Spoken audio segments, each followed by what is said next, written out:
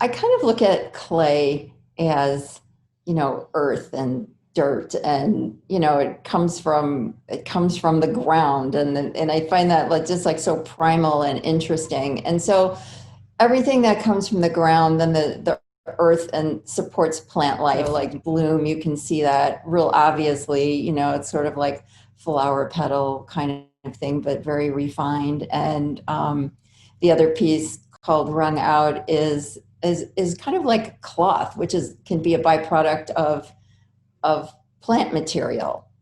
And so it kind of comes from my fiber background, I think, to create those kinds of forms that you see in that piece. I was doing a lot of crochet and found crochet, and they were stiffened and wired and made into very high wall relief or sculptural items. And a lot of them were metal leafed or rust patinaed and things like that, some kind of metallized surfaces. Well, I really like just the raw ceramic of porcelain. I just think it's really beautiful and elegant. And since those forms are just so much about shape and clarity of what's happening within the structure of the sculpture, I didn't feel like it needed any kind of glaze. And I don't like that really shiny sort of surface, reflective.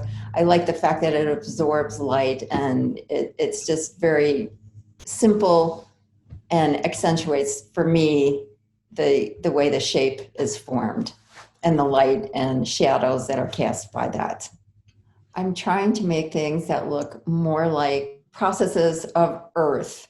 So much more raw, and in pieces that are sort of like you can see those things have been stacked up and then moved and wound around themselves. I think everything that I've done so far has looked like it came from the earth or from plant life or things like that. So I feel like the whole of what I've done relates to those kinds of forms. I don't think it's a real linear process either, because I've done a few different um, structures and ways of working. So they're not all the same, but yet,